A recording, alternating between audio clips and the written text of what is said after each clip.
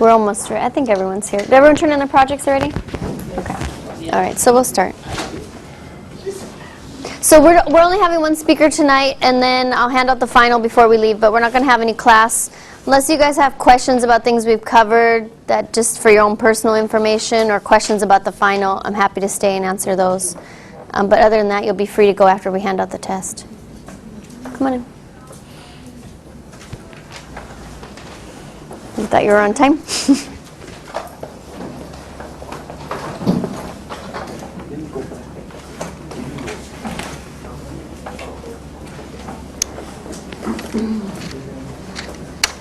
Do I need to tell you, you want me to do some kind of introduction or something? Oh, okay, all right. Okay, so we're going to get started. Tonight we're lucky to have Mr. Lawrence Teeter here. I wrote on the board for you. He's an attorney representing Sirhan, who's the man that's accused of killing Robert Kennedy here in California. And he's going to talk to us a little bit about his own personal background and about the work that he's been doing in that representation.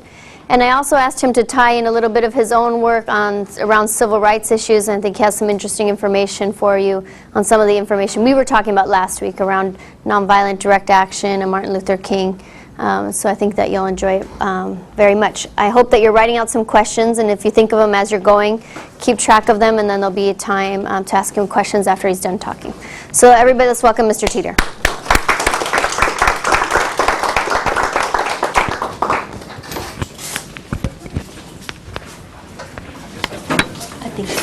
He just clipped it.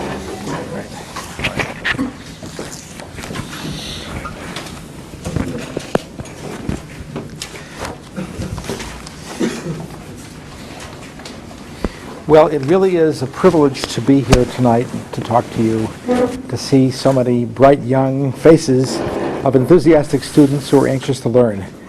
And you're going to hear some things tonight that are probably very unusual for you. You probably have never heard a number of, you probably will wind up saying at the end of this talk, I've never heard anything like that in my life. I was asked to give a brief autobiography, so let me tell you, I was born in Los Angeles in 1948. I've always lived here. This is my hometown. I was born into a family of political activists. I grew up during the McCarthy era, although I was a small child and don't remember very much of that, except I'm told that as a small child I was taken to a demonstration against the Korean War. Everybody was taken into custody, everybody was asked their name, everybody refused to give their name, and when it came to the question as to what my name was, I said, my name is Mr. Fireman. Now, I didn't do that as an act of civil disobedience. I did that because that was the mentality of a small child, and the officer didn't seem to understand that and became very angry. Anyway, this is something I'm told. I don't have any memory of that. I went to Rosemont Elementary School and then to Alexandria Elementary School, and I was at Virgil Junior High School when an event that happened that changed all of our lives and certainly changed my life. That was the assassination of President John Kennedy on November 22nd, 1963. And you probably have seen quite a bit of broadcast material recently about that assassination. And if you watch the History Channel, how many of you watch the History Channel broadcasts? Good, good for you. So you're familiar with a lot of this material. There's something about that assassination in comparison with the later ones that was terribly clumsy and almost thoughtless. Within a matter of a month, it was obvious to the American people who were watching the evidence unfold in that case that the official explanation was simply flawed. The government claimed that President Kennedy was shot from behind by one person in the Texas School Book Depository on the 5th floor. They identified that person within a matter of minutes, if not hours, as Lee Harvey Oswald, on the strength of no evidence. Not one person saw Oswald fire a shot. Nobody saw a shot being fired from the rear where Oswald was supposed to have been located. He worked in the building, and that's all. And a rifle they claim was his was found there. But the witnesses who described the shooting described having heard shots from in front, an area that has come to be known as the Grassy Knoll, a hill with a picket fence behind it. A number of witnesses heard shots from that, coming from that direction. People were seen running from the area. So right off the bat, the eyewitness testimony didn't seem to mesh with the official theory. And I knew this when I was 13 years old. I also heard very early on that the doctors who treated President Kennedy described an entrance wound in the thorax right here. That means he was shot from the front. But the government was saying, on the basis of a naval autopsy performed at Bethesda Naval Medical Center by Commander Humes that night, that the shot actually came from the back and only from the back. So there was a direct conflict between the civilian doctors and the military doctors. And not only that, but everybody became very suspicious when Jack Ruby, a known underworld figure, was allowed to walk into a basement filled with Dallas detectives and blow away the officially designated fall guy for the case in a room full of cops. I mean, it certainly looked as though there was a cover-up underway. So I was convinced within a matter of weeks that the official theory was a lie, that there was no evidence of Oswald's guilt, that some sinister forces were behind it, and that the truth was going to have to come out. But the truth was blocked for a long time. Nevertheless, by 1966, public opinion polls showed that most Americans agreed that there was a conspiracy in this case, that the government was lying. The official explanation was false. That's what I knew up to 1966. That's the year in which I began attending demonstrations against the war in Vietnam, which is important because I believe that's the reason that both Kennedys and Dr. King were killed, because they opposed the war in Vietnam. John Kennedy pulled troops out of Vietnam, then he was killed. Robert Kennedy promised to end the war in Vietnam, he was killed.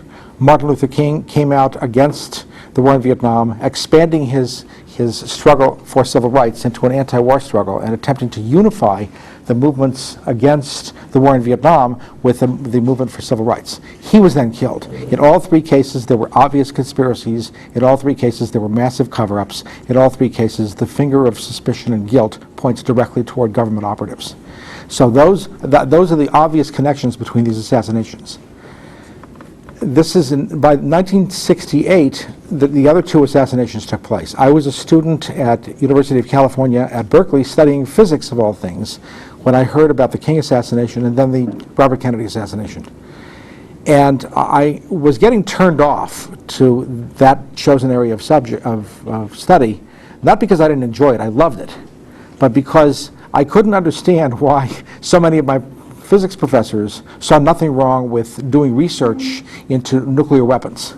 This was incomprehensible to me, and I thought that they were morally corrupt, and so I left school temporarily and became a full-time activist against the war in Vietnam. Before I left, I heard about these two assassinations that I've told you about. And when I heard about the assassination of Robert Kennedy, all I heard is that a lone gunman was subdued after having been observed by a room full of witnesses firing away. A gun was in his hand, a smoking gun. It looked open and shut. I didn't pay any attention to it. I thought exactly what I was supposed to think.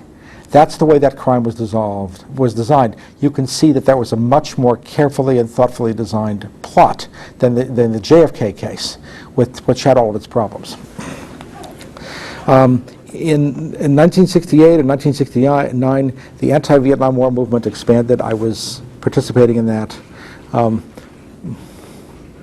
By 1971, I went back to school. The war continued. Many people felt hopeless about the efficacy of activism. I didn't, but many people did. When I graduated from UCLA, I decided to enter law school. I went to work for a criminal defense firm in Los Angeles, and that was my day job. At night, I went to law school at Southwestern University.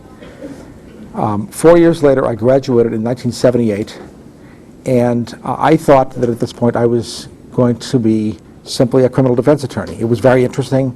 It was exciting. There were civil rights issues involved. There were police misconduct issues involved. The right to be free from unreasonable search and seizure. This seemed like a worthy cause to devote my time to. I went to work for a lawyer named Leo Branton, who was the attorney who represented Angela Davis. And Angela Davis won an acquittal with Mr. Branton's great talents as a trial lawyer. So I was anxious to learn what I could from him. And we went to Tennessee on a criminal case in which he was counsel. And on the way back, the plane stopped in Memphis. Well, he went on home, and I stopped in Memphis. Guess why? Because I wanted to see where the assassination of Martin Luther King took place. By this time, I had really developed an interest in political assassinations. And before this, I had read Robert Blair Kaiser's book called RFK Must Die. Robert Kaiser was the only honest person on Sirhan's defense team at the trial level. And he wrote a book which convinced me, although he didn't articulate these conclusions as his own, that Sirhan, surprisingly, was manipulated through hypnosis to walk into the pantry and fire shots with no knowledge of what he was doing and no memory of anything that led up to the shooting, including the process of being programmed. I also concluded, just from reading that book, that the LAPD was involved in a horrendous cover-up, that officers connected to the CIA had used threats and intimidation to bamboozle witnesses into backing away from accounts which were strongly suggestive of a conspiracy. And one of the officers in particular, a guy named Hank Hernandez, was a polygraph expert whose technique was to hook somebody up to a polygraph, which is not a reliable investigative technique, and tell them, the polygraph shows evidence of misrepresentation. I suggest you change your story. And most people caved.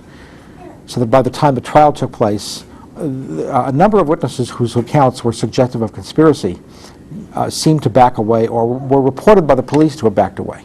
So, I mean, to me, this just stank to high heaven. So now I'm in Memphis. And what do I know about the King assassination when I'm in Memphis?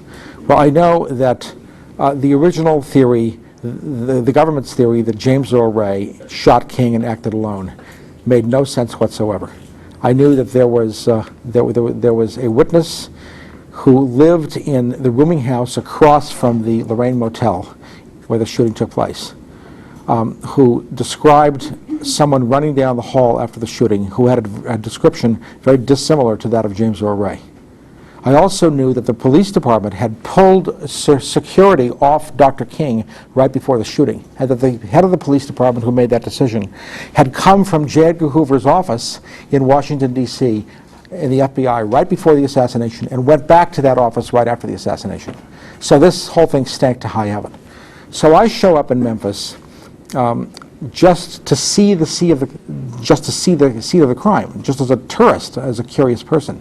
And I went to the Lorraine Motel, which is where Dr. King was assassinated, and asked around. And I was directed to a guy who could be seen on the streets pushing a cart filled with paint. And he was somebody who knew something, I was told. So I talked to him. I found him with some difficulty. His name was Coy Love. And Coy Love told me that on the afternoon of the assassination, James Earl Ray was sitting downstairs at Jim's Grill Cafe sipping lemonade next to Coy Love. That's important because the government claimed that James Earl Ray was locked in the bathroom of the rooming house during that period of time in the late afternoon, taking aim at King. So this was a potential alibi. I asked Coy Love if he would put this in writing. He said, well, nobody's going to believe me, but you go talk to Lloyd Jowers. Remember that name. You go talk to Lloyd Jowers, the owner of Jim's Grill Cafe, and he'll tell you. He said, only last week he and I talked about this, and we were reminiscing about how interesting it was that Ray was in his business on the afternoon of the assassination. So I found Lloyd Jowers, and I introduced myself as somebody who was interested in the case, and asked him, is it true that Ray was in his business establishment on the afternoon of the assassination? And the guy literally turned as white as a sheet. Something was obviously wrong. And he denied it. Now, I wondered, why would Coy Love send me over there for confirmation of a story that he knew that Jowers was going to deny, unless Jowers was afraid to tell me what happened? So Jowers repeatedly answered, no, it's not true. He wasn't there. I didn't have this conversation with Coy Love that he claims. This is all made up. And I asked him, why would he make this up? And he said, I have no idea.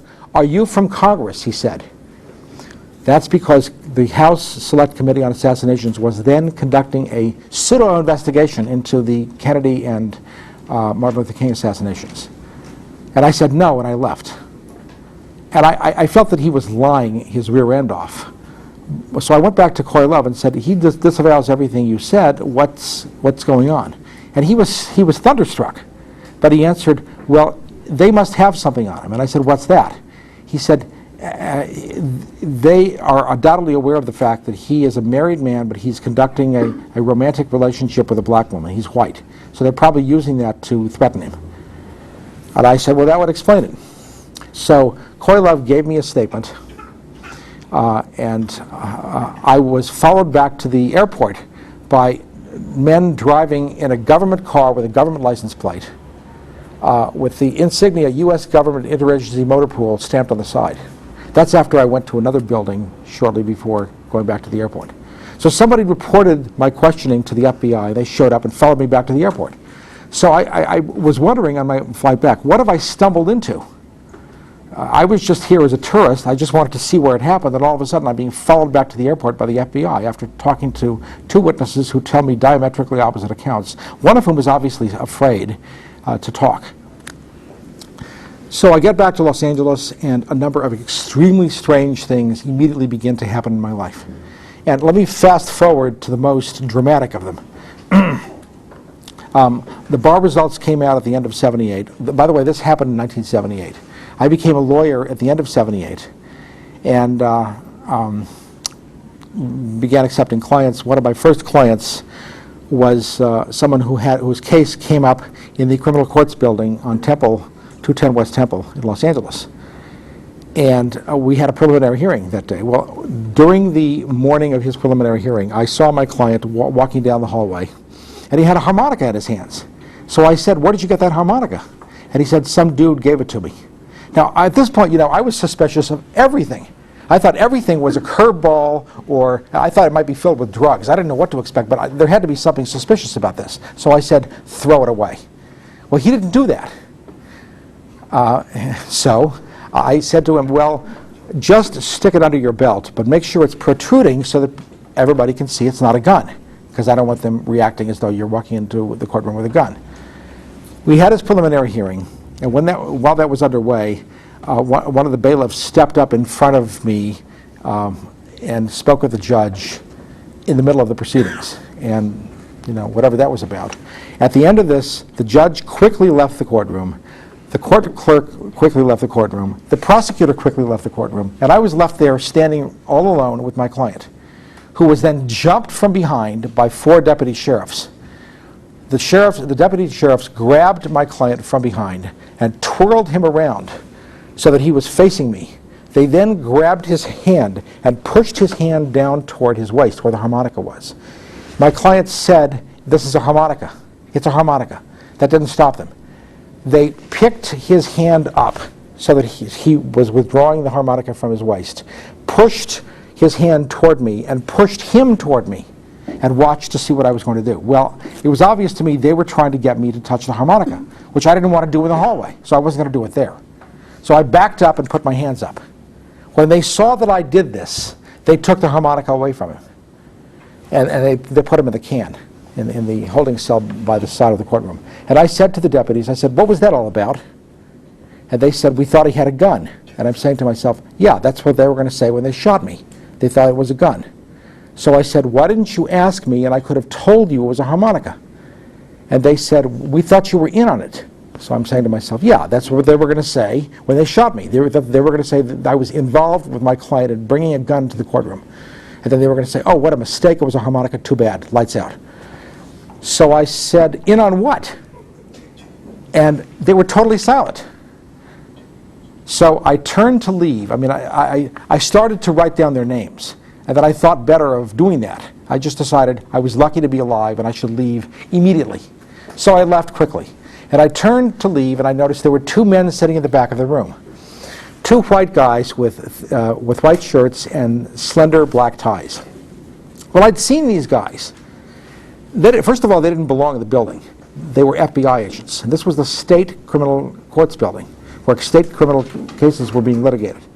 I knew these guys were FBI agents because I'd seen them coming out of an office on the 17th floor of the federal courthouse, which the librarian identified to me as an unmarked office of the FBI.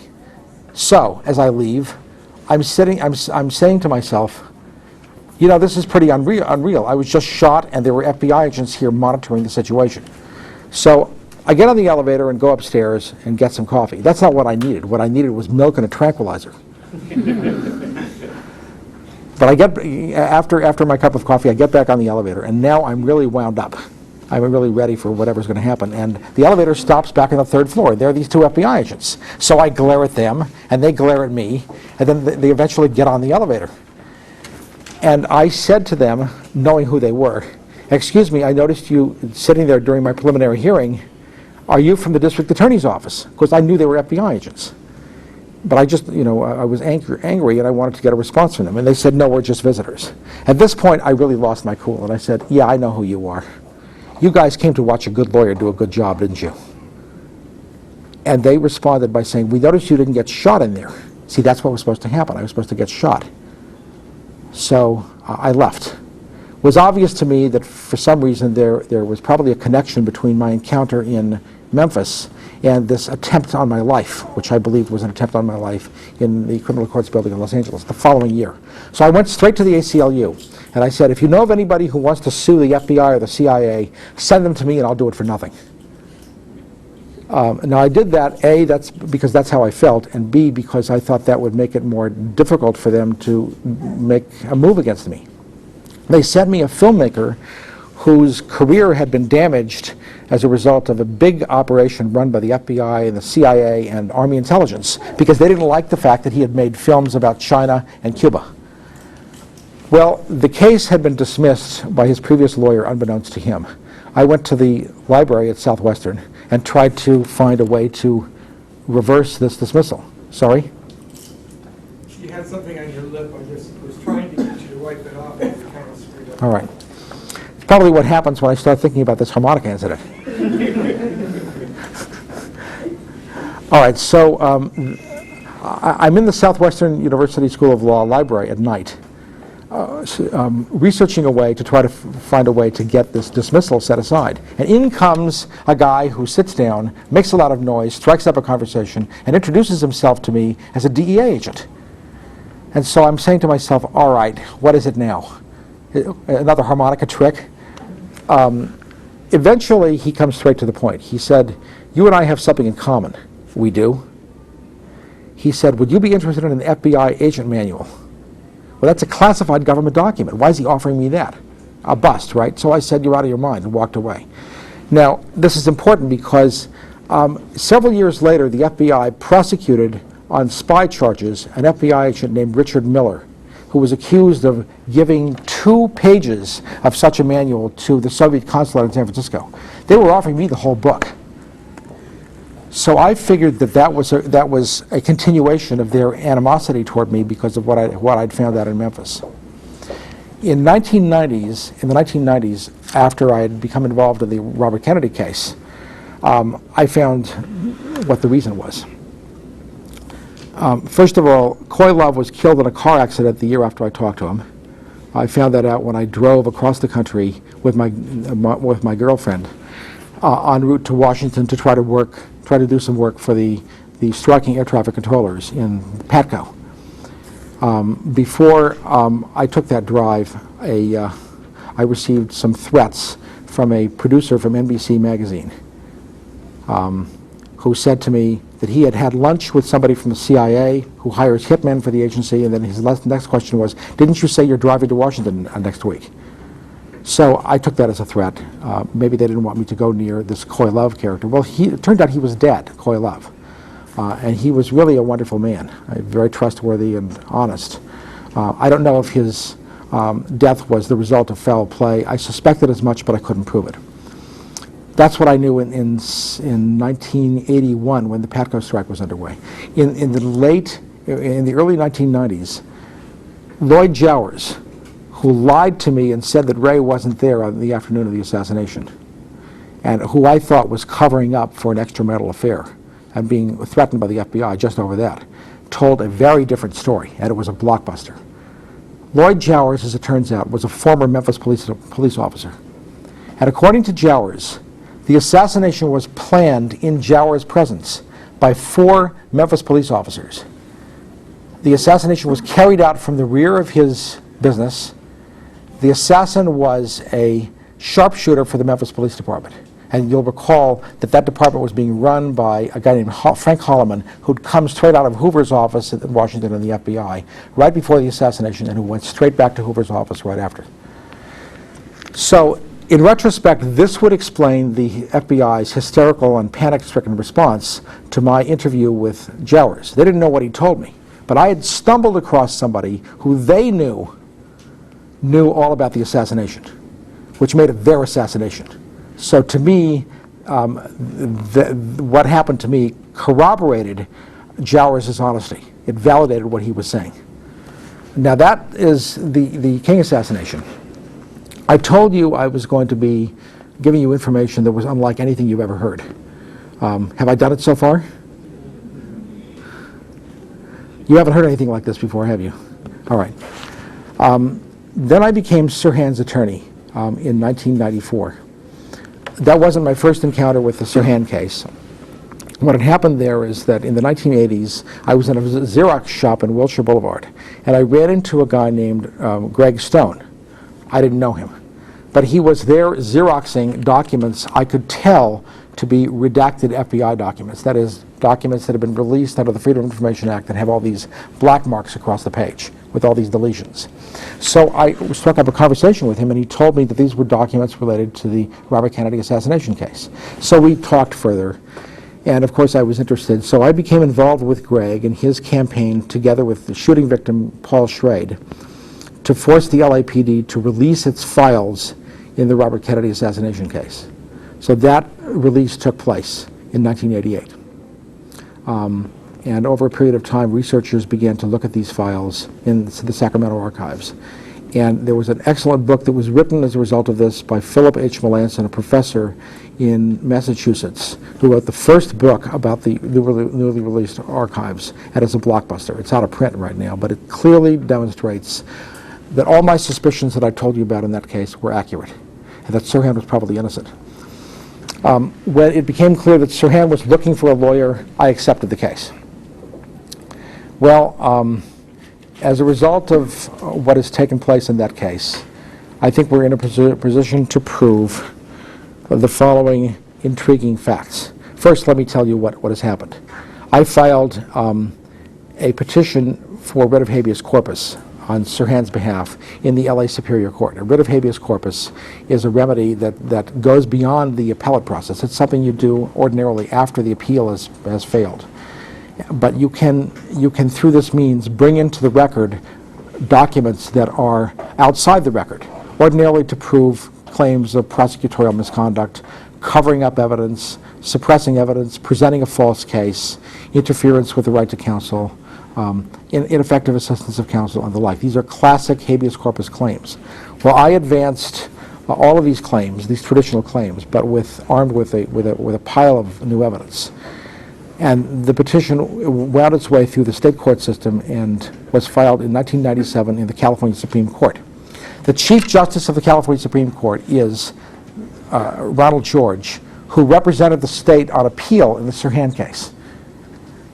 3 years later, the California Supreme Court denied this first petition. I then filed, the next day, a petition in federal court, which is still pending. On the basis of further research, I filed a second petition in the state Supreme Court, and that has a lot more evidence, which is very damaging to the government. That petition was denied, and now that petition contains claims that are ripe for consideration by the federal court. But I've attempted all along to have the case transferred out of Los Angeles. And I'll explain the reason for that by giving you an overview of how the assassination was carried out. Remember, I said that the assassination of Robert Kennedy was much more cleverly conceived than the assassination of John Kennedy. In John Kennedy's case, nobody was seen committing the act, and there was no trial. There was an assassination of the fall guy in a room full of cops. Well, that was very suspicious.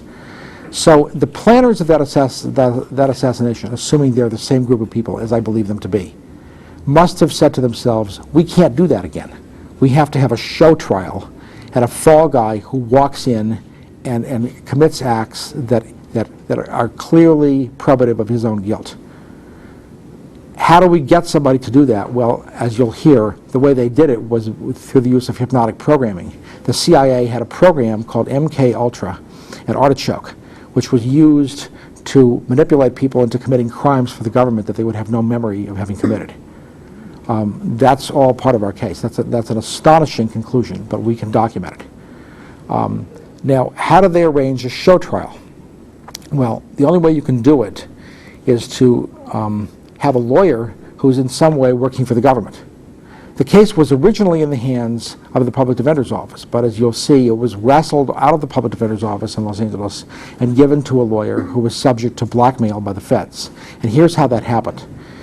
Before the Robert Kennedy assassination, in 1960, the assassination, by the way, took place on June 5th, 1968. Now, before this assassination, when it became apparent that Johnson, President Kennedy's successor, was being driven from office by the anti-war movement and was not going to run for re-election, Robert Kennedy stepped forward and announced he was going to run for the presidency himself, and that he was opposed to the war in Vietnam, and he promised to end the war in Vietnam if he became president. Well, that was the beginning of the plot against him. In January of '68, when it was reasonably clear that these things were probably going to happen, the wheels of a very sophisticated plot were set in motion. And the way that happened was that a CIA operative who was involved in the CIA's plots against the life of Fidel Castro went to Las Vegas and stole, through bribery, secret grand jury transcripts connected to another case called the Friars Club case, brought them back to Los Angeles, and distributed them to a bunch of defense attorneys connected with the Friars Club case. So far, there's been no assassination. There's just an effort by a CIA assassinations operative to corrupt and compromise a bunch of prominent LA lawyers. Now, why are they doing this? Because one of these lawyers is then going to be given the Sirhan case. He's going to get busted, and then he's going to be threatened, and he's going to reach a deal and throw the case. That's exactly what happened. Right after the assassination took place, transcripts were found lying on top of Grant Cooper's place. He's one of the lawyers, at counsel table in the Friars Club case during a lunch recess when nobody was there except the prosecutor. Now, can you feature a lawyer who's in possession of stolen grand jury transcripts, leaving those transcripts on his place in the presence of a prosecutor and walking out and having lunch? I can't feature that. So to me, those transcripts were planted there, and who had access to the transcripts was co-defendant in that case, John Rosselli, who was one of the defendants in this Friars Club case, the CIA assassinations operative who was in place to do this because he was one of the defendants in this case. So the prosecutor walks around and finds these transcripts, so-called finds them. There's a big hoopla, a lot of publicity, an FBI investigation, a grand jury investigation, the lawyers on the hooks, and then something takes place in the Sirhan case, because by this time the lawyer, Grant Cooper, has agreed to represent Sirhan. And he did this before these transcripts were found on his placemat. Well, why would somebody agree to take a prominent case involving something so controversial and then leave stolen property lying on the top of his papers for it to be found by a prosecutor who's wandering around the room during a lunch recess? It doesn't make any sense. But this event, the discovery of these stolen transcripts, took place in July of '68. In December of '68, there's a series of LAPD memos that were long secret that I found and introduced into the record in Sirhan's petition. The first of these documents is a document dated December 23rd from the LAPD, and it says, late word from the federal grand jury in the indictment of Grant Cooper regarding the transcripts is expected within the next day or two. So they're expecting to move on him. That was December 23rd. On January 3rd, about 10 days later, 11 days later, there's another LAPD memo that says FBI agent Frenchie Lajeunesse is investigating Cooper's and monitoring Cooper's dilemma. Well, what's the dilemma? That's where he's been given a choice. You work for us or you sink. On January 6th, 3 days later, the following Monday, Grant Cooper is in the judge's chambers in the Sirhan case. We're now away from the Friars Club case. We're in the Sirhan case. The Friars Club case is finished. And he tells the judge in chambers, outside the presence of the public, but in the presence of a court reporter, Judge, I have to tell you, I could face indictment over these transcripts that were found in my possession. However, I've talked to the U.S. Attorney in Los Angeles, that's Matt Byrne, and I cannot conceive that I'll be indicted. Now that's a deal. It's gone from his indictment is going to take place within the next day or two to he's got a dilemma to I can't conceive that I'm going to be indicted because I've talked to the U.S. Attorney and everything seems to be fine. He doesn't say it quite that blatantly, but it's obvious that a deal has been cut. Then there's a lawyer present from the ACLU who referred Cooper to Sirhan. Strangely, doesn't advise Sirhan that it's dangerous for him to be represented by a lawyer who's subject to government blackmail. So that's very odd. The result of all this is that Sirhan is given a chance to get rid of his lawyer, but he doesn't take it because he doesn't realize the danger. So Sirhan is now represented, without even knowing it, by somebody who's being blackmailed by the government. So his lawyer has become, in effect, a classic second prosecutor. Now here's what his lawyer then doesn't bring out at trial. The autopsy report shows that the shots which hit Robert Kennedy were fired from behind Robert Kennedy. All the witnesses and all the reports say, and are going to say, that Sirhan was standing in front of Robert Kennedy. Wrong position. The autopsy report says the distance between the assailant's muzzle and Robert Kennedy's body was between actual physical contact and 3 inches away.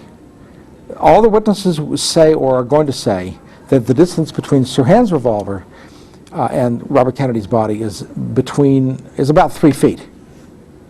One witness says it's as close as 1.5 foot. Another person says 5 feet. But nobody gets it within shooting range. And finally, all the witnesses are going to say Sirhan's revolver was held at a horizontal angle. The autopsy report says the shooter in the RFK case was in direct physical contact, essentially, with Robert Kennedy from behind and firing at a sharp upward angle. Well, there was a security guard there who was in position to do all of that, who admitted that he was in contact with Kennedy, that he dropped to the floor when the shooting began, that he pulled his revolver. One person saw him fire. The police never requested a chance to look at his weapon. They just told him to take a vacation. Later, the FBI went by the home of somebody who had bought this weapon, and that person said, oops, it's just been stolen. So the weapon was never tested. The security guard gave a false explanation as to what happened with the weapon. He said he had sold this weapon before the assassination. The receipt shows that it was sold to this purchaser out of state after the assassination. So they had a golden suspect. Why wasn't the defense attorney bringing this up at trial? It's very odd because in a death penalty case at that time, if your client was not the person who shot the victim, your client wasn't eligible for the death penalty. But the lawyer was completely silent. Why? Because he was being blackmailed by federal prosecutors into throwing the case. So he didn't bring up anything that was weird. He was told in chambers that the prosecution could not authenticate the bullets. That's like saying the bullets are fake. He said on the record in chambers, where the public can't hear this, you won't have any problem from me about that. I get asked all the time, didn't the bullets from Sirhan's gun match the bullets from the victims? Well, no, because as it turns out, the bullets from victims were substituted by the police immediately after the assassination. They were fake bullets. No objection from defense counsel. The police test-fired 2 weapons, one of which was a police weapon that was in their hands before the assassination. Why are they test-firing one of their own weapons as though it was recovered at the crime scene? They're acting as though one of their weapons was involved. Well, certainly that's a bad thing for them to do from their standpoint. So they destroyed that weapon. And then they lied about it and said they hadn't destroyed it. They incinerated 2,410 assassination-related photographs at LA County USC Medical Center Hospital Incinerator in August of '68, shortly after the assassination. They're burning up photographs as though they're going out of style. The guns walk out, but the photographs get busted. The one person who took photographs of the assassination was thrown to the ground. He was a 15-year-old with a camera. His camera was forcibly seized from him at gunpoint. He never saw his pantry shots again. He sued the LAPD and won a judgment for damages. As part of his case, he asked the court to allow the photographs to be examined because the LAPD went up to the archives and said, "Oh, his photographs are right here." He didn't believe it because those photographs that they produced, which didn't show anything, were on a type of film that he wasn't using. So he asked that the film be brought down to Los Angeles so that he could have this investigated independently. On the way down to Los Angeles, his films, supposedly his films, actually substitute films, were stolen from the archivist's courier's car outside of LAX, never to be seen again. The jury didn't buy it and returned a big verdict for photographer Scott Enyard. The LAPD appealed and won on appeal, and the case was then settled for the convenience of both sides. But there was massive destruction of photographic evidence. Now, the crime scene showed that multiple guns were involved in the attack, and we know that because there were too many bullets to have come from one gun. The LAPD inventory states that 7 bullets were found in victims and an 8th was lost in a ceiling. That means that if there was any evidence of extra bullets on the crime scene, that would show multiple guns had been used during the crime. And because the capacity of the so-called Sirhan weapon, which I don't believe was his weapon, was 8 shots. The FBI had taken photographs of bullet holes that it labeled as bullet holes. The first day FBI agent on the scene, a guy named William Bailey, said later in a declaration that I presented to the court that he saw bullets in the door frame. 2. There's a lot of other evidence along these lines. So there were too many bullets to have come from one gun. The police presented a completely bogus and fraudulent case to the jury. They got together with the prosecutors and asked the jury to convict Sirhan of having personally murdered Robert Kennedy, and they got a death verdict out of it. And remember, as I told you, at that time, under California law, unless your client shot the victim or personally killed the victim, he wasn't eligible for the death penalty. So the prosecutors knew that Sirhan was out of position and out of range and could not have shot Robert Kennedy, but went for the death penalty anyway and plotted to get a death verdict against somebody they knew wasn't even eligible for this. So that's a crime. On appeal, what happened is that he was represented by other counsel, who himself, in my opinion, was being blackmailed by the prosecution. The current Chief Justice of the California Supreme Court knows all about that. That appeal went nowhere. Luckily for Sirhan, by historical accident, the death penalty was set aside for other reasons, so because it was held unconstitutional. So he's alive in prison right now while his case is litigated in court. Now, I said there was a problem with his petition in federal court. There is. Remember, I told you that the U.S. Attorney in Los Angeles participated in discussions with Defense Attorney Grant Cooper that caused Cooper to say, well, I don't think I'm going to be indicted. So that U.S. Attorney was, I contend, involved in a blackmailing scheme. Well, that U.S. Attorney is now a federal judge in Los Angeles in the courthouse where Sirhan's petition is pending. So I've got a problem, don't I? So I made a motion to recuse the entire federal bench in Los Angeles. Denied twice. The Ninth Circuit, the great liberal Ninth Circuit, denied twice. U.S. Supreme Court denied. So I'm renewing my motion, this time asking the federal court to transfer the case to Fresno, which is near where Sirhan is currently incarcerated at Corcoran State Prison. That motion is still pending. And I'm going to such efforts because the distinct possibility that judges in that courthouse may be reluctant to render a judgment that would be embarrassing to one of their colleagues. That's particularly true because in a federal habeas corpus case, which is not a capital case, in other words, it's not a death penalty case, the first decision of the case is made not by a district judge who's confirmed by the Senate, but by a magistrate judge who's hired by the district judges, who serves at the pleasure of the district court. They're like people who want to be district judges, but they're not. They're like commissioners. So the case is in the hands of one of these magistrate judges who's a subordinate of the guy who I'm claiming in my papers was probably participating or may have been a participant in this blackmailing scheme to manipulate the lawyer into throwing the case and covering up the plot. So I've argued very strenuously that if this case is going to remain in Los Angeles, it should be decided directly by the district judge herself, who's not a subordinate, just a colleague. It should not be decided by a subordinate whose career depends on the approval of judges such as the one whose conduct is involved in this case. Well, I think you can tell from what I'm saying that something is terribly wrong with what happened in the Sirhan case, that the official version of that case was also false. I mentioned to you that he was manipulated through hypnosis into walking in to a pantry and firing and not having any knowledge of what he's doing.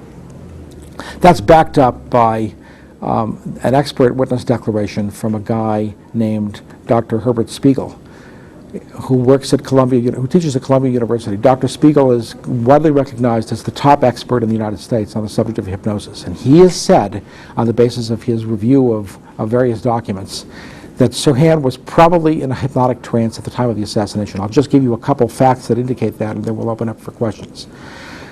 Sirhan was taken to the county jail right after he was arrested, and he was shivering, as documented by a conversation he had with the jailhouse doctor, Dr.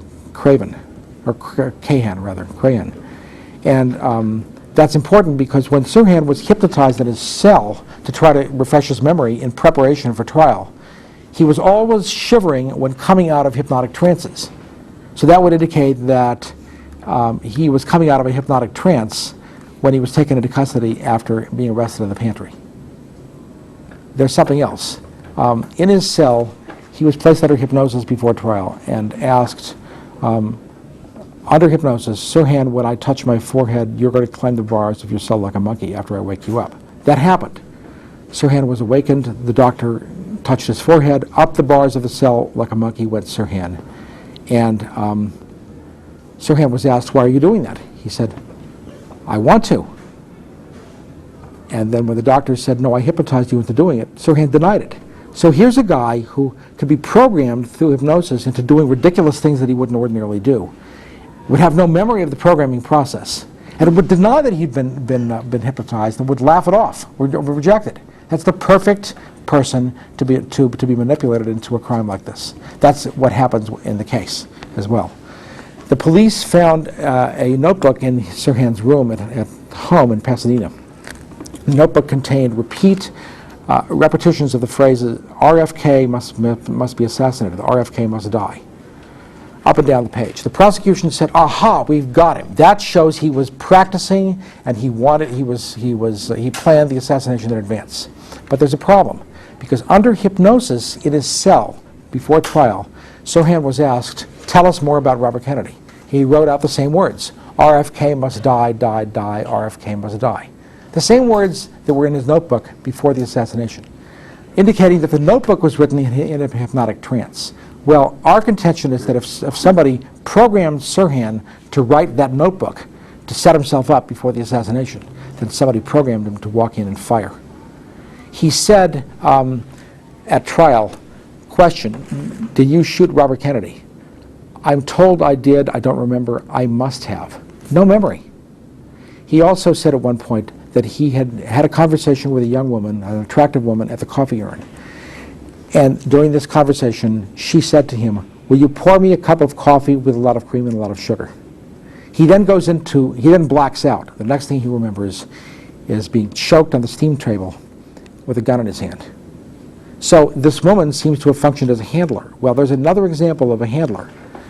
On June 1st, 4 days before the assassination, on Saturday, June 1st, Sirhan is out at the Corona Police Department gun range firing his weapon. Is that a strange place to go to drive out a political assassination, out to a police firing range where everybody can see you doing it? No, he thinks he's having fun. But somebody followed him into the gun range, according to the range master, who was a cop, who saw that somebody signed Sirhan's name in the roster to incriminate Sirhan with dry running the assassination. So he was being followed around. He had a handler 4 days before the assassination who was trying to make him look guilty. He was set up. The girl was a handler. This guy who followed him into the Corona Police Department gun range was a handler. He had handlers who were setting him up. That's how they were able to get him to do this. See what a much more clever plot this was than the JFK assassination, which was obvious. But this one looked open and shut. The whole world thought it was open and shut that Sirhan was the person who shot Robert Kennedy. And if you had told me in 1968 that I would wind up being an attorney, being Sirhan's attorney, and claiming he's innocent, I would have said to you, you're probably nuts, because it looked very much like the exact opposite was the case. There was nothing that I knew or that the public knew in '68 that would have supported such a belief. So truth is stranger than fiction. The reason none of this came out is because the government set this lawyer up in advance of the assassination, then caught him with transcripts, planted on him right after the assassination, and used it to blackmail him so that none of it would come out. The result of it is that the electorate, when they voted for Richard Nixon, didn't know that Robert Kennedy's assassination was a repeat of Dallas. If they had, they might have voted for Hubert Humphrey, and they might not have voted for Richard Nixon. My view is that the Robert Kennedy assassination was a straight, politically partisan crime. It was a case of Republicans killing Democrats to get into office, and they had the entire apparatus of the government with various levels of prosecution authority, state and federal, involved in this cover-up to make sure it would look good. Just as they continue to cover up the Robert Kennedy, the John Kennedy, and the Martin Luther King assassination cases. So that's a pretty thorough overview. I hope I haven't deluged you with facts and lost you and left you swirling in confusion. But that's a pretty thorough overview of what these assassination cases are all about. And if I can just add a few other things about myself, this is not all I do with my time. I have other cases that I have to handle. And largely my time is spent handling environmental cases for community groups that are challenging projects that are dangerous to the environment. I also do civil rights cases. I also handle some police misconduct cases. So, but in general, I'm concerned about issues of justice, and the courtroom to me and the court process is a way of getting justice for people who have been locked out of the process. So that's what my life is all about. I have other interests, but those are the most interesting aspects of my life from the standpoint of what you're concerned about in this class, I think. So if you have any questions, I'm happy to answer them. Mr. Lawrence, Yes. back in '62, I was about 6, 7 years old. I'd like to know, why is the death of John Kennedy, Robert Kennedy, and Martin Luther King related to the Vietnam War? Pardon me? In those years, why were they related to the Vietnam War?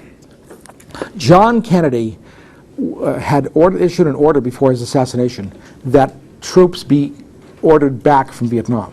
He didn't order a pullout, but he ordered a troop reduction. And there's no doubt about that. In 1968, when Robert Kennedy was running for the presidency, he said, when I get to be president, I'm going to stop the war in Vietnam. The troops are coming home. When Martin Luther King was killed, right before he was killed, he said, I'm going to do what I can to link the civil rights movement for racial equality with the anti-Vietnam War movement. He said the Vietnam War is wrong, it's killing people of color, it has to be stopped. All three of these assassination victims represented clear and present obstacles to a continuation of the war in Vietnam. And that's why they were killed. Yeah.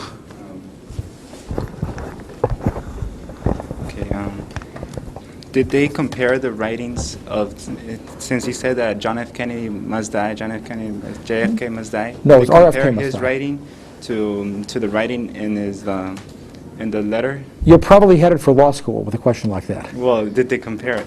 Yeah, because I've seen forensic science, and they have been cases that they do compare the writings. Right. And did they actually try to do that? The answer is that that wasn't done by his defense attorney.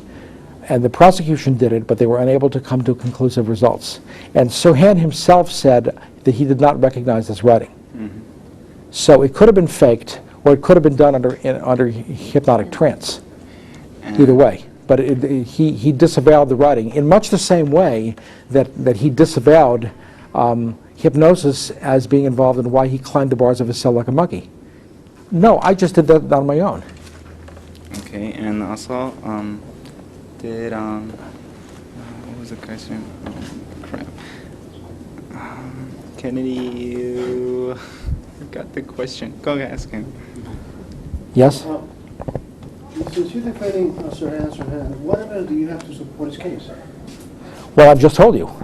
an avalanche of proof that he's not the person who killed him, that his rights were violated, that his constitutional rights were violated. You know, everybody has a right to have access to evidence that proves their innocence. The prosecution suppressed avalanches of evidence that proves his innocence. They withheld it. I told you one example. They also presented a false case. That violates what is called due process. That's a violation of his constitutional rights. It's a violation of his civil rights.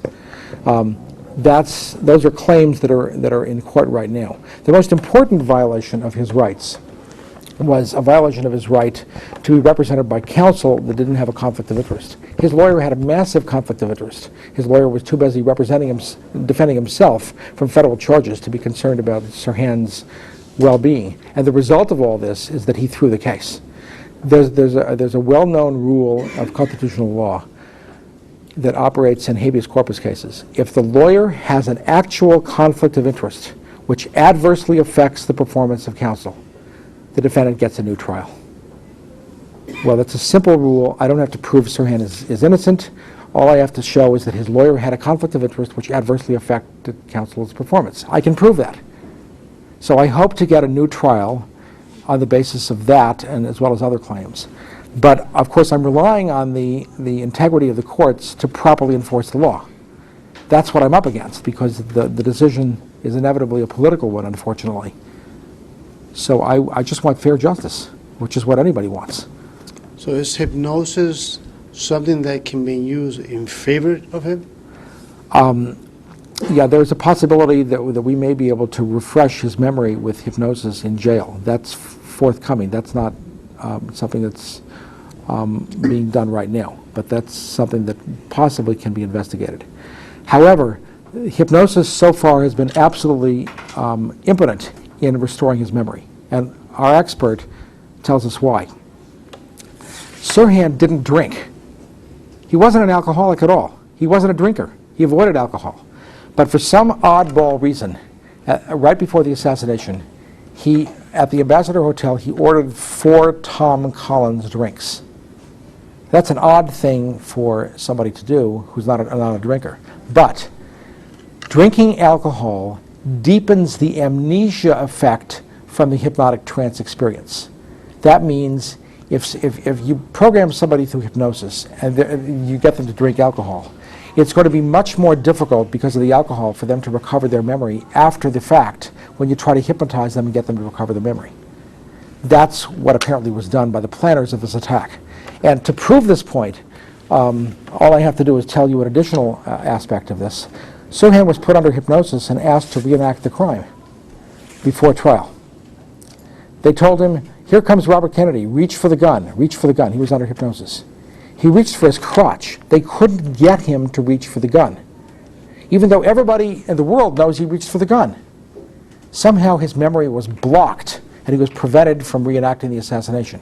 Similarly, he was asked, "Was somebody with you at the time of the assassination?" He wrote out, "The girl, the girl, the girl." What was her name? He groaned and shut down. There was apparently a programmed blocking mechanism, this is what Dr. Spiegel says, that prevented him from recovering memory of the name of this girl. His memory is shot at this point. His amnesia has deepened over time.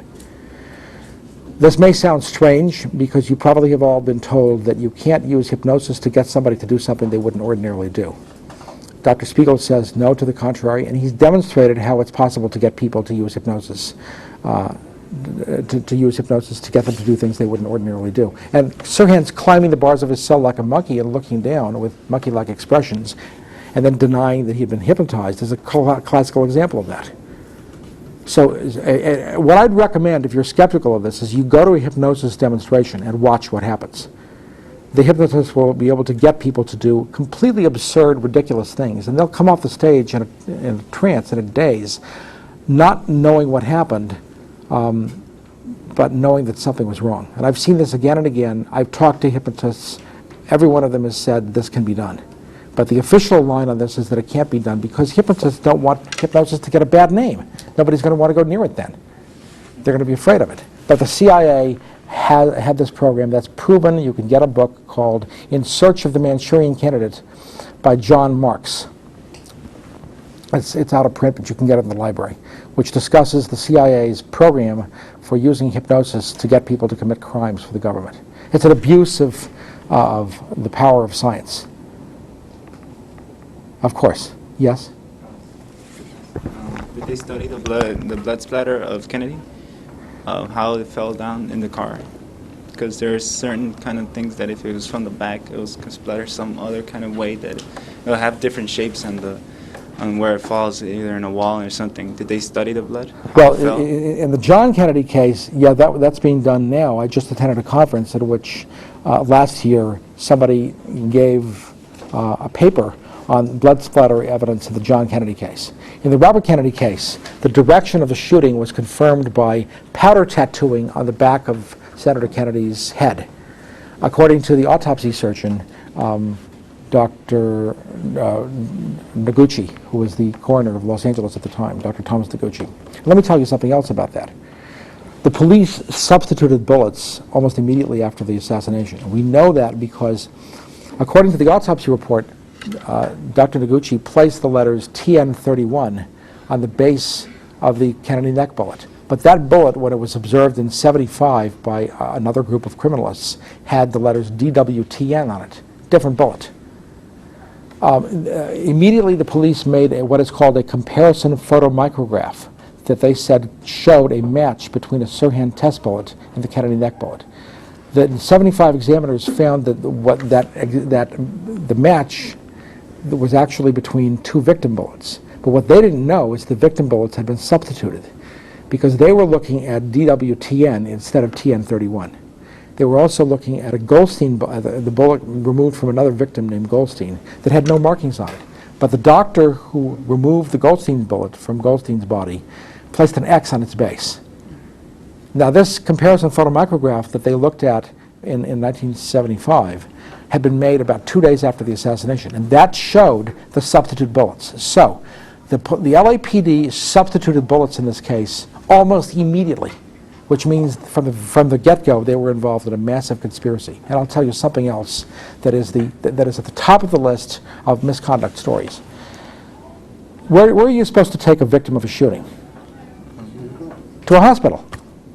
They didn't. Now, once they've been shot, if they're still alive, you take them right to a hospital and get them treatment immediately, right? Well, all the victims were taken to an LAPD clinic, a triage center, and X-rayed, so the police could get a bullet count of the bullets. Robert Kennedy has suffered a lethal wound to the head. He's dying. He's bleeding to death. They're sitting there, they're futzing around, having him X-rayed along with all the other victims at Central Receiving Hospital instead of taking him right to a hospital. About 40 minutes later, he then goes to the hospital. So they're delaying the treatment of all these shooting victims so they can get a bullet count. Why were they concerned about the bullet count? Because if they had too many bullets in the victims, they'd have a problem with their case. They were concerned about their case. And why would they even suspect there were too many bullets unless they were involved in the assassination? Remember I told you that they test-fired one of their own weapons as though it was involved in the case and they destroyed it. So the evidence suggests to me that there were forces inside the LAPD that actually participated in this assassination. My guy is not the person who shot Robert Kennedy, but the police know who did. But this didn't come out because they were blackmailing the lawyer into not bringing it out. A lot of it was withheld. A lot of this evidence was withheld from the defense anyway. This is all in court. Yes? When is the next hearing, or do you have another trial? No, there's not a trial. I don't have that yet. What I need from the federal court or the Court of Appeals is an order granting a petition for writ of habeas corpus, which will entitle us to a new trial, we hope. That hasn't been ruled on yet. Before we get there, I'm trying to get the case transferred out of Los Angeles where it can have a chance. I don't want to go to Fresno, but that's out of Los Angeles. It's better than nothing. So that's we're involved in preliminary motions right now. This case has been litigated since 1997. It's being prosecuted right now. And his condition is okay to testify again, or he's like? Well, his amnesia is deeper now than ever before. If there were a trial, that would be evidence on his behalf. The trial record would support his innocence. But remember, all these facts that point toward his innocence were withheld from the jury. and withheld, in many cases, from the defense itself, even though the defense was compromised. As a result of a conspiracy between the prosecution and the defense, the jury never heard these facts. I think if the jury had heard these facts, they would come to a different different conclusion than they came to now. So I certainly would like to get them a new trial, but there's a long road to that, because obviously the other side doesn't want that to take place. I think you can see that a new trial in this case is going to wind up being very embarrassing to the police, and very embarrassing to the U.S. Attorney's Office, and the FBI, and the CIA, and the Attorney General's Office, and all the other agencies that were involved in this cover-up. So there are a lot of powerful vested interests that line up to try to make sure that this doesn't happen. But, you know, that's actually very similar to all the other struggles that people have to engage in all of the other movements for social justice. That's what the civil rights movement faced. That's what people who are campaigning for environmental rights face. They face a lot of official blockages and hostility.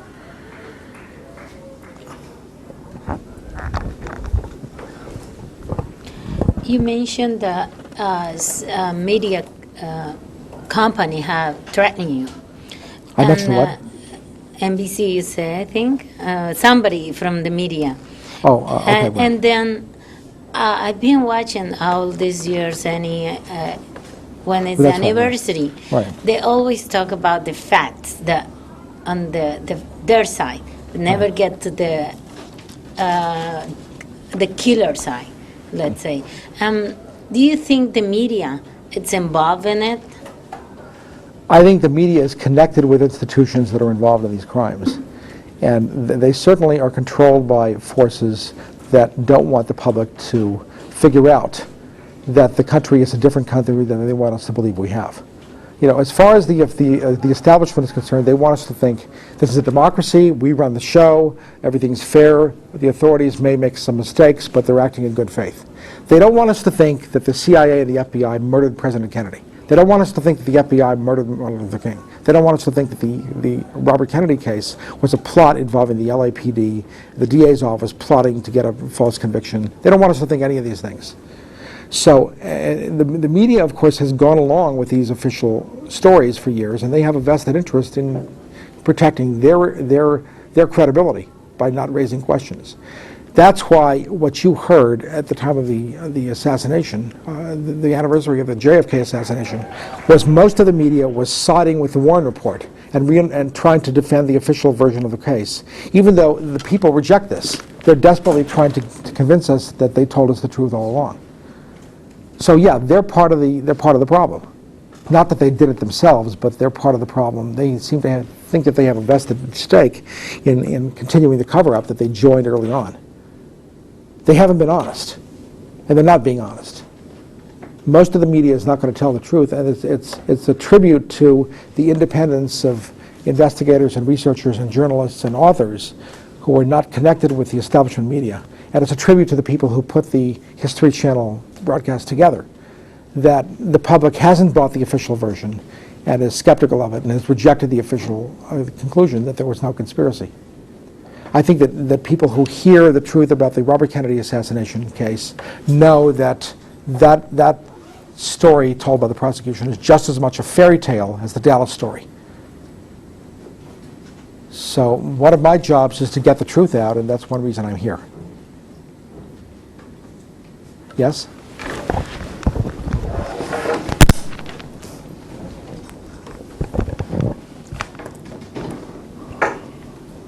Why do they have so much interest in the war in Vietnam, and they have to, what benefits were we getting out of that they have to kill all these prominent people? Well, the country wasn't benefiting from the war in Vietnam, but the weapons contractors were. They were making buku bucks, lots of profits from a continuation of the war. The security guard who was in a position to have shot Robert Kennedy was in direct contact with him, was down on the ground. Unlike Sirhan, he was an ideal suspect, was employed at his day job at Lockheed. Lockheed was a weapons contractor that stood to make billions of dollars in profits from a continuation of that war, which Robert Kennedy promised to stop if elected as president. That security guard also worked in a classified section of Lockheed known as the Skunk Works, which was connected to the CIA. We almost experimenting the same thing with the war in Iraq right now, right? That's we're right. losing a lot of, and they don't want to pull him out, and we're still losing a lot of people little by little, and they don't want to do anything about it. They just want to insist, just like exactly the same scenario that we had back then. It looks like it's going to happen the same thing. The war is big business. Right. And as Dwight Eisenhower said, beware the military-industrial complex.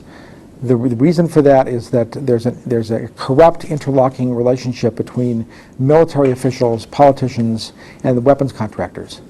And they go in this revolving door from one occupation to the other, in which the politicians wind up benefiting from campaign contributions from the weapons contractors that make billions of dollars in profits from wars being continued for which there's no reason except money-making. Exactly. Ultimately, war is the biggest business there is. Ultimately, the reason for war is to make money for the war makers. And then in the case of Iraq, to get oil as well. But it's profits, corporate profits, at the expense of the public. And for the public to go along with this, the public has to be told various fairy tales about this. We have to be told, well, it's being done as part of the war on terror. Right. To stop weapons weapons of mass destruction. What weapons of mass destruction? They fabricate that. Who was Bush's father? Former head of the CIA. Same club. And let me tell you, I just learned something very interesting, which is another connection between the two assassination cases. I've told you that the first hint of CIA involvement in the RFK case, my case, was the involvement of CIA assassinations operative John Rosselli in setting up these lawyers. Rosselli was involved, according to the Church Committee of the Senate, in the plots against Fidel Castro. There was a big effort by the U.S. government to assassinate Fidel Castro. That's now an established fact. Well, if you saw the History Channel broadcast, as many of you did, you probably saw an interview with a woman named Judith Baker, who claims that she was Oswald's girlfriend, that she had an affair with Oswald, and that Oswald recruited her before the assassination to work on a CIA program to develop a cancer virus that could be used to create cancer in Fidel Castro. So you see, that's another connection between these two assassination cases. The CIA's anti-Castro operations appear to have been present at the origin of both assassination plots. But in each case, the plot against Castro expanded into a plot against American leaders. And of course, the media doesn't want us to think that, because then we won't trust the system of which the media is a part. So it's up to you to ferret out the truth and do a lot of reading and think and talk to people who have access to a lot of information. By the way, how many of you have the internet? Most of you, okay. Let me direct you to a place on the internet where you can get access to a talk I gave on the Robert Kennedy case. You just plug in the words RFK Assassination. You search for those words. RFK Assassination. You got to spell it right. Or otherwise, nothing happens. And then what does happen if you spell it right is you'll get a list of articles. I'm number 11 on that list right now. Just remember my name, Lawrence Teeter. But what you will see is not an article. You'll hear a tape of a broadcast that was done by Pacifica radio station KPFA in Berkeley. And that broadcast was a synopsis of a talk I gave in Los Angeles on the 35th anniversary of the RFK assassination at a conference across the street from the Ambassador Hotel where the crime took place. So you can hear a synopsis of what I've said tonight there and get the facts again. Yes?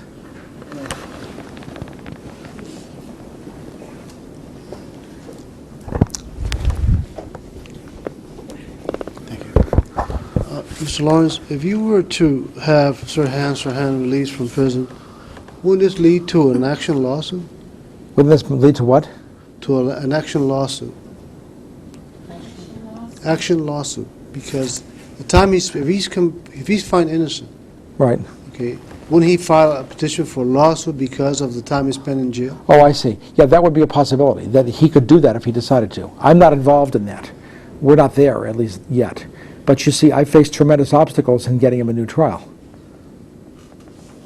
I'm not thinking about that. I'm thinking about the fact that his rights were violated, the public was lied to, he was lied to, he was represented by a lawyer who was actually part of the prosecution team, and he's innocent. He is absolutely not the person who shot Robert Kennedy. He was out of position and out of range and couldn't have done it. You were never told that. The public was never told that. You're hearing it now, probably for the first time, maybe, unless you've been exposed to this before. He also was unconscious at the time. I have a top expert in hypnosis who says that. By the way, let me explain to you, that makes him innocent under our law. If you commit a criminal act without a criminal intent, you're innocent. If you're unconscious when you do something, you're innocent. There has to be what we lawyers call a nexus between a criminal act and a criminal intent. There's no criminal intent there. And as I've told you, he's not the person who shot Robert Kennedy. So he's not even directly responsible for the murder. But he didn't know what he was doing. So who's paying the bill? Who's paying what bill? Your bill. Didn't you see my Rolls Royce in the parking lot? Not really. Yeah?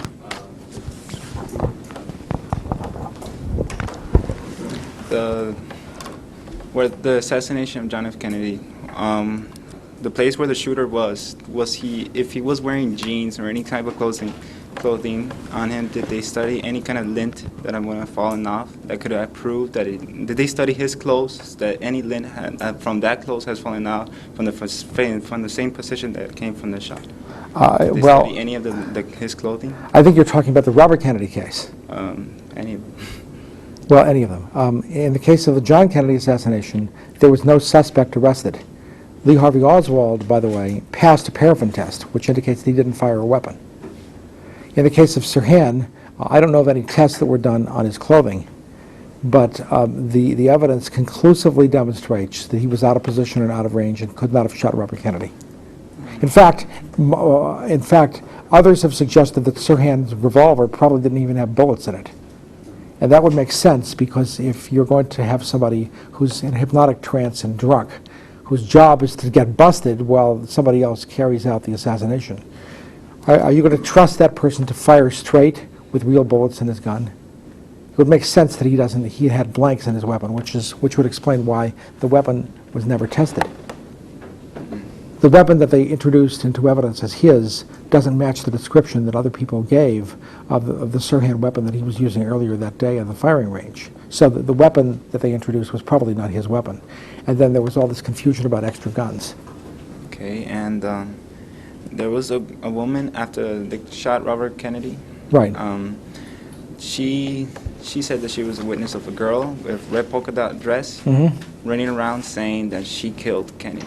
That's right. There were 3 witnesses who independently reported having seen a couple leave the assassination scene. One of the members of this couple was a woman wearing a polka dot dress who was screaming, according to 3 independent witnesses, "We've just shot him. Who did you shoot?" "Robert Kennedy." The police interrogated one of the witnesses who saw this. That was Sandy Serrano. They got her in a room with a polygraph and essentially browbeat her into waffling a little bit on her statement. That police officer was CIA connected.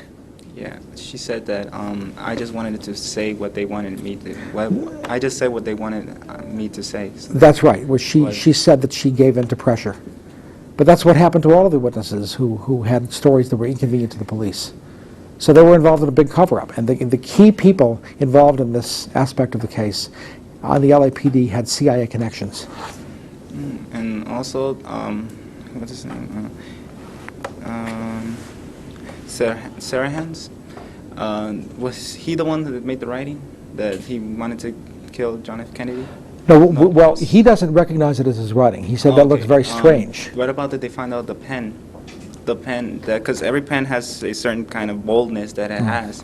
Did they actually look for any kind of pen that has the exact boldness that that letter had? No, the defense didn't raise any issues. Remember, the defense was working for the prosecution. The prosecution had 2 handwriting experts.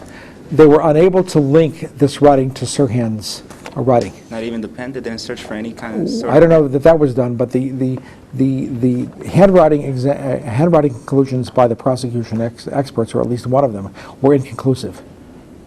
And the defense never made an independent analysis. But the point is, if this writing was done under hypnosis, that could explain that Sirhan would do it without any memory of having done it.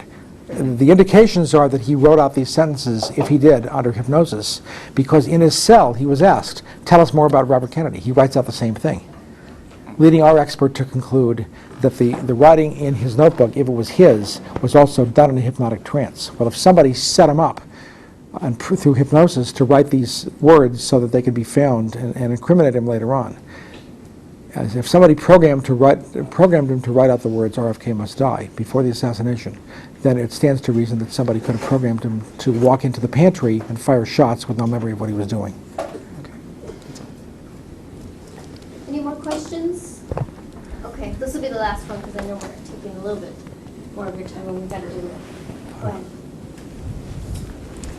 Why do you think that you cannot get a fair trial here in Los Angeles or Fresno? Why do I think he? The theory is, which I believe, is that the federal courts will have a problem meting out justice in this case because one of the judges in the courthouse was connected to the efforts to blackmail Sirhan's attorney, and that's the chief claim that could get him a new trial. That's the problem. There's a conflict of interest, which we see all over the place, in politics as well. Campaign contributions. Well, this is a different kind of conflict of interest. It shouldn't be here. Okay, so I want to thank you very much for your attention, and I hope this was interesting to you, and if you want to pursue it more fully, you can find me in the telephone directory. You're free to call me, and also please look up this web broadcast, RFK Assassination. And then I'm number 11 right now. It could change, but okay. I hope this has been informative to you.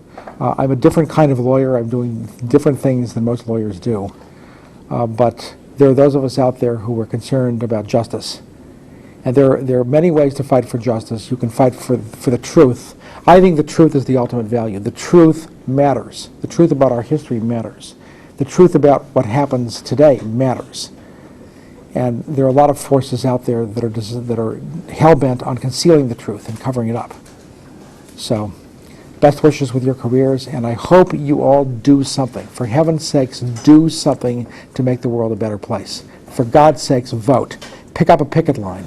Pick up a picket sign. When you see workers who are striking for health care benefits at supermarkets, join them. When you see people who are campaigning for civil rights, join them.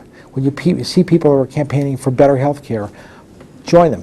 When you see people campaigning for rights for the homeless, join them. These are all common struggles. And by the way, Sirhan felt very much the same way. He was asked by a prosecution psychiatrist, how could you do such a thing? And he said, that's what I'd like to know. I supported the guy. I would have voted for him.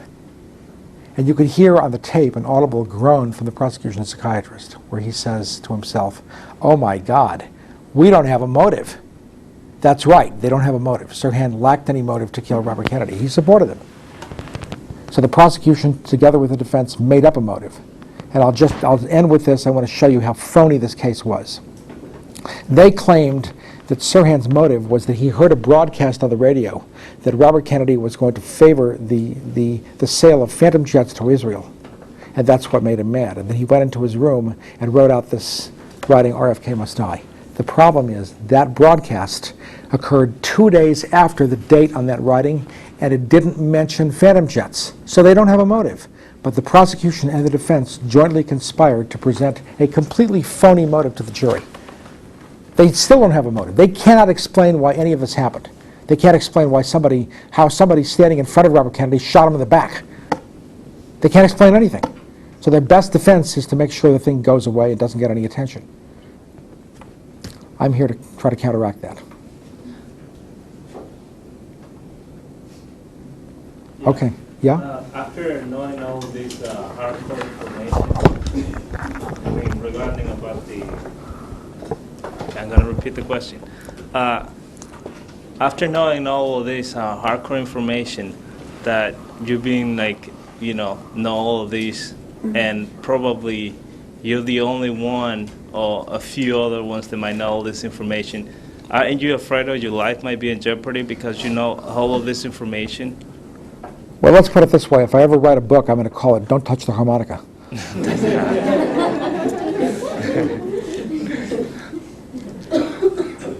But it's worth fighting for the truth anyway.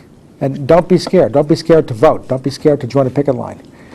My joke about myself is that I was born with a picket sign in my hand, because I came from that kind of family. I also came from an interracial family. I think I'm really lucky to have the kind of background I have, because I was able to see through a lot of the stupid myths that confuse particularly white males. So that's one reason I'm able to do the stuff that I do. And you can do the same thing, whether you become lawyers or political activists. There's a lot of room for activism in the United States. We need to be activists. In other countries, do you think other countries would have put up with being ripped off at the polls the way we were in the year 2000? People would have been on the streets all over the place. Americans tend to be really docile in some respects. Don't we have a high tolerance for being kicked around and having our rights violated? We don't have to be like that. But I think the reason a lot of us are like that is because we feel powerless. We feel that there's nothing we can do about it. Well, there's a lot we can do about it, but you have to fight. So I hope this has been some sort of inspiration to you, and you'll be carrying on your own fights in your own lives. Right. Thank you so much. Okay. Thank you. All right. Thank you. My pleasure. All right. Bye-bye. Oh, yeah, that's right.